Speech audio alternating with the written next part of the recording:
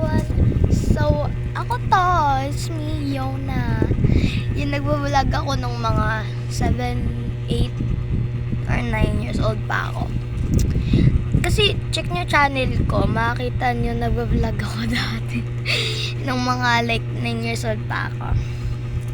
Yes! Ako na to ngayon. Nakalain nyo. Pumayat na ako, di na ako mataba, di na ako chubby.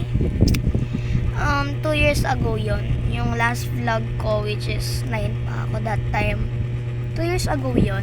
So 9, 10, 11 na ako, magte-13 na ako in 5 months. Ay 13, magte-12 na ako in 5 months. Yes. So yun yung masasabi ko lang sa dati kong vlog.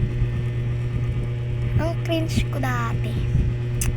Ang cringe ko, ang OA ko, ang extra ko, ang energetic ko, ang over ko, lahat na. Oo. So alam mo ba, yung ugaling yun, ganun pa rin yung ugali niya ngayon. Chares, okay yun lang.